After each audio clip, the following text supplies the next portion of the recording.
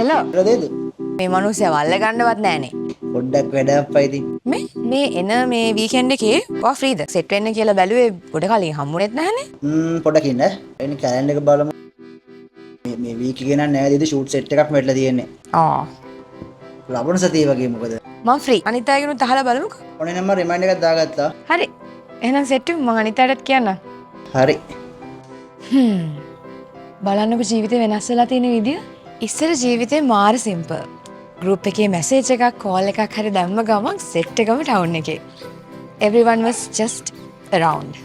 ඒ ඇවිල්ලත් මහ ලොකු වැඩක් කරන්නේ නැහැ. පැය ගණන් ඔහේ කතා කර කර කිසි වැඩකට දෙයක් නැතුව නටනට hina වෙවි ඉන්න එක තමයි කරේ. අතේ සල්ලිත් නැහැ. හැබැයි අලුත් කැෆේස්, අලුත් කැමරාති try කරනවා. ළඟපත තියෙන තැන් ඔක්කොටම යනවා. දැන් යාළුවෝ බැලන්ස් කරන එකම ලයිෆ් එකේ ලොකු ටාස්ක් එකක්. එක එක ෆේසස් වල ඉන්නේ. ගොඩක් අය busy, සමහරු change වෙනවා, සමහරු ඈත් වෙලාම යනවා. හැබැයි මම හිතන විදිහට යාළුවෝ කියන්නේ ලයිෆ් එකේ ලොකු පාර්ට් එකක්. ඒක නිසා හිත ඉන්න නැතුව ඒ යාළුවාට call එකක් දාන්න, message එකක් දාන්න. The best times start with showing up.